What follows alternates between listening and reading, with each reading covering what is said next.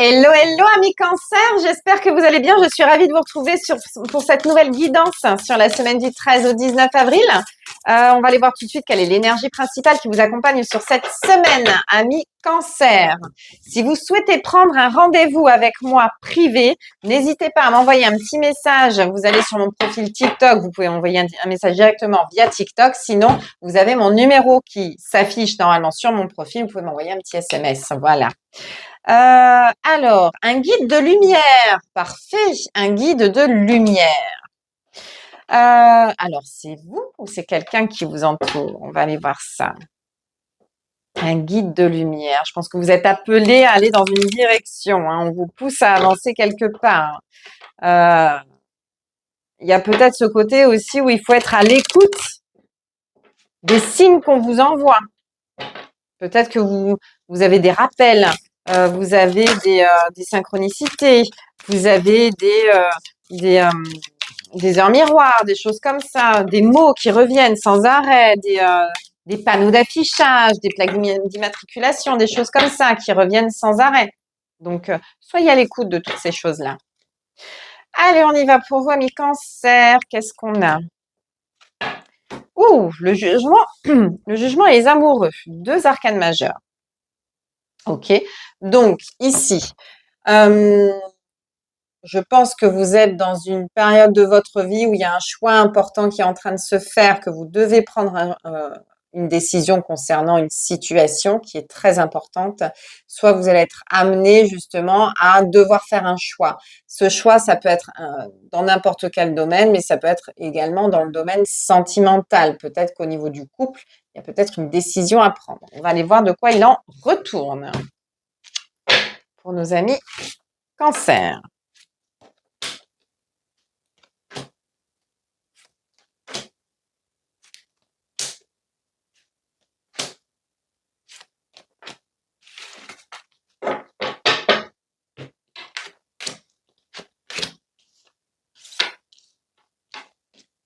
Alors, qu'est-ce que nous avons ici? Nous avons un roi d'épée. Donc, on commence avec un roi d'épée. C'est le roi qui tranche, le roi qui prend des décisions. C'est celui qui a la tête sur les épaules, qui est assez froid quand même, qui ne fait pas dans l'empathie, qui fait plutôt dans l'analyse, dans la productivité, dans ce qui est factuel. D'accord? On n'est plus sur une décision tranchante.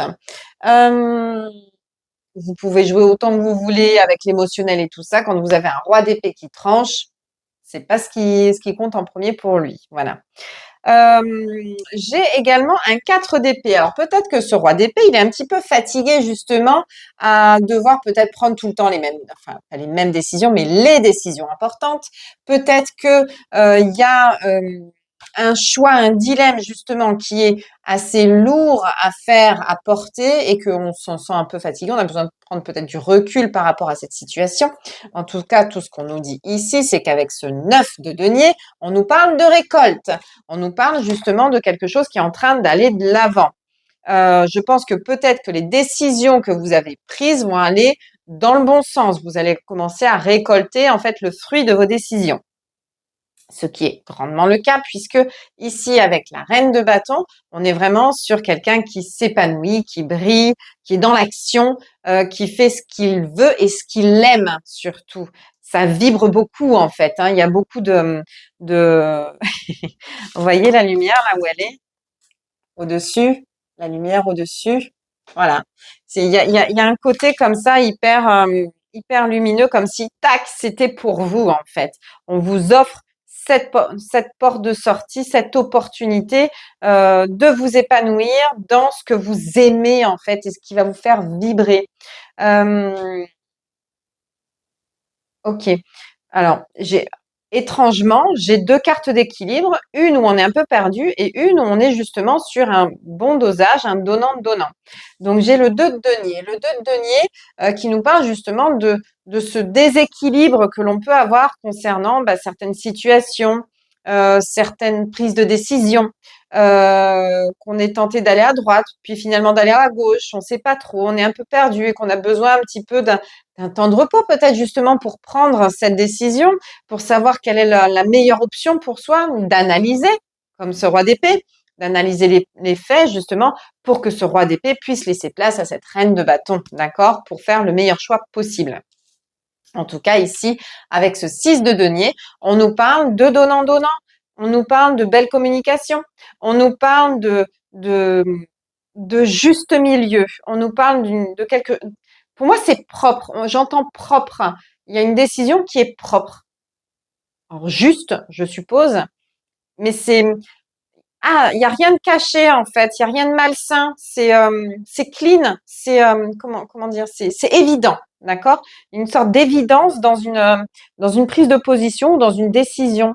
Dans cette situation-là qui est un peu fatigante, qui est un peu plombante, on va dire, pour moi, ça se rétablit d'une façon assez harmonieuse. Voyez? Je pense que vous avez su prendre les bonnes décisions au bon moment et que du coup, ça commence à payer, ça commence à rentrer, vous commencez à récolter le fruit de vos efforts, le fruit de vos décisions. Ok.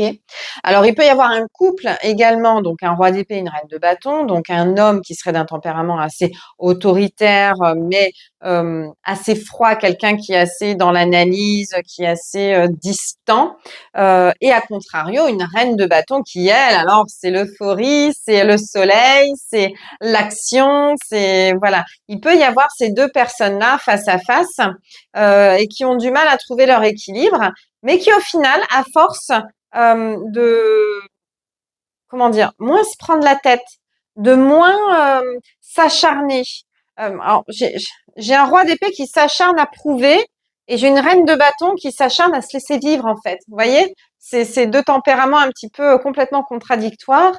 Et il y a ce besoin de lâcher prise sur le contrôle pour ce roi d'épée, pour réussir à trouver un juste milieu, pour que cette reine de bâton puisse aussi euh, faire des compromis, des concessions qui peuvent la mettre un petit peu dans l'inconfort parce que quand on est habitué à avoir beaucoup de liberté ou d'imprévisibilité, on a souvent du mal à se recentrer avec tout ce qui est process, avec tout ce qui est carré, tout ce qui est procédure, tout ça. Et là, j'ai l'impression qu'il y a un petit effort en fait de la part des deux, c'est-à-dire que le roi d'épée, il va être moins prenant, moins casse-pied, voilà, sur tout ce qui est procédure, et la reine de bâton va se laisser quand même un petit peu, comment dire, cadré par ce roi d'épée, tout en gardant quand même son libre arbitre, son imprévisibilité, sa lumière, son dynamisme, voilà. Donc je pense qu'ici, on a un couple qui est sur le point justement de prendre une décision radicale concernant leur relation. Mais pour moi, ça va dans le bon sens, d'accord? On arrive à trouver des compromis sur deux personnalités complètement à l'opposé. Voilà, voilà. Donc, vous voyez, vous adaptez à votre situation. Si vous êtes cette même et unique personne qui regroupe ces deux personnalités-là, peut-être que vous êtes quelqu'un d'assez rigide, assez carré, assez procédurier et que vous êtes en train de lâcher du lest et de devenir cette reine de bâton, justement, qui est beaucoup plus dans l'action, dans l'imprévu, dans des choses comme ça. En tout cas, il y a un bel équilibre qui est en train de se trouver puisqu'on nous parle de récolte. Voilà. Voilà pour vous, amis Cancer. Vous me direz dans les commentaires si ça vous parle. Il n'y aura peut-être pas non plus de guidance la semaine prochaine. Je serai au salon de Saint-Maximin, la Sainte-Baume, si vous souhaitez me retrouver là-bas, si vous êtes dans le Var, dans le sud de la France. N'hésitez pas à venir me faire un petit coucou au salon de Saint-Maximin, la Sainte-Baume, les 18 et 19 avril. Voilà. Je vous souhaite une très, très belle semaine, amis Cancer. Ciao, ciao.